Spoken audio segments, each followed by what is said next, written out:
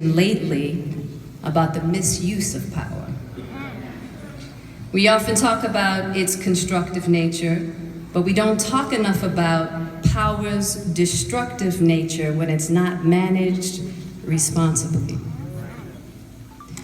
When we have power, and we all do, we must be vigilant in how we are with our power because it affects everyone around us.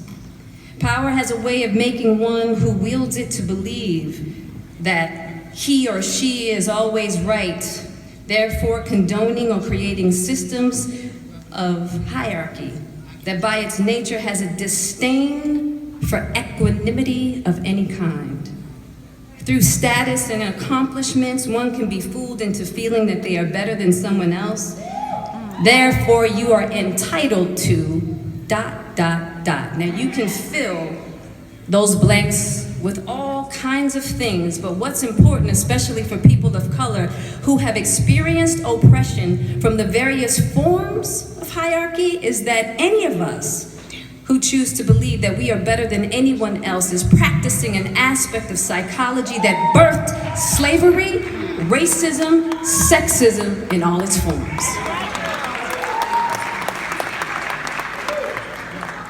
Now, sexism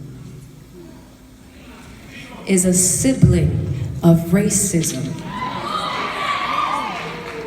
which is why I want to emphasize to you beautiful black men the necessity of equanimity and changing your relationship to women culturally and socially. Okay? How can we fight racism while still embracing sexism?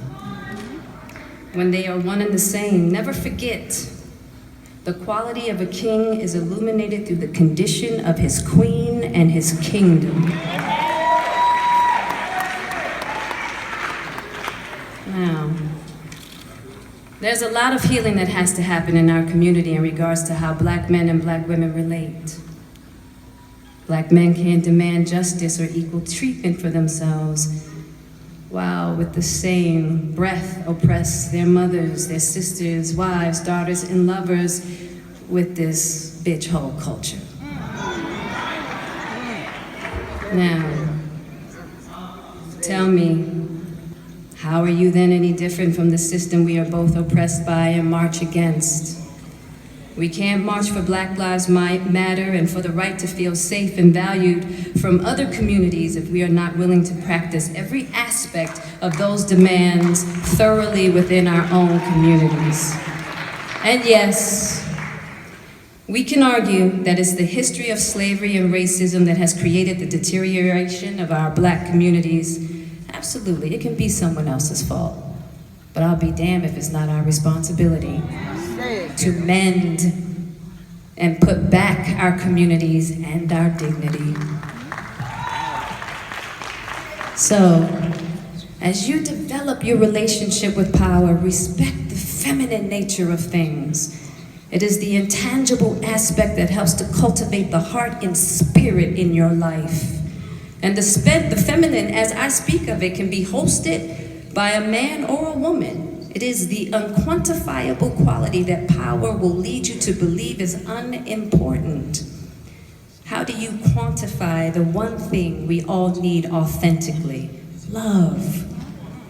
So don't think for one moment that because that woman or that man stays at home to raise their children, your children, to fill their souls with the presence of love, or to nourish the spirit of your home with the presence of that which is most high, is less important and less valuable because their contribution doesn't consist of cash or dollar signs.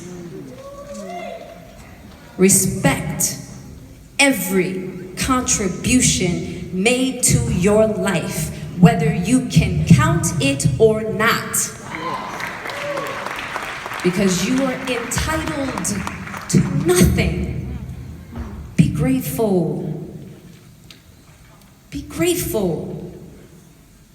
Do not let power strip you of your gratitude, because you are not entitled to love, consideration, acknowledgement, or even kindness. So when it is given to you, it is a gift. in all its forms.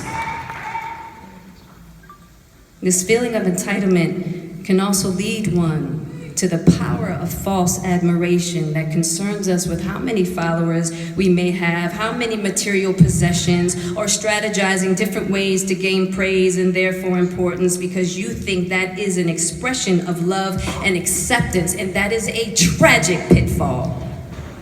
Take it from me. I'm not saying it's a bad thing to have admiration. I'm saying it's not a healthy thing to desire. Desiring admiration, recognition, followers are a false sense of power that is a breeding ground for losing your precious self. You must remember we are never the thing to be admired. Only ever allow how the Most High is working through you to be admired. For that is your true power source. And these are just a few pitfalls surrounding power to be conscious of that I've learned. I've fallen into some of these pits myself. And so, as you strengthen your mind, do not forget to open your heart and nurture your spirit.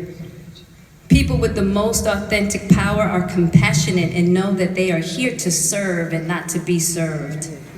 Cultivate your power to be responsible and wise. Cultivate your power to be a shield and a shepherd for all that you love and you find important. Cultivate your power in a way in which we see your higher self shining through instead of your insecurities, your pain, your rage, your disappointments, and self-centeredness. Cultivate your power to be the men that this institution, that your lovers, your wives, your husbands, sisters, brothers, mothers, fathers, and this world can be proud of. Cultivate your power to live up to the hope that you inspire in me, your families, and all that believe in you. You are the future, and we desperately need you. And I'll be watching, and I love you. Thank you.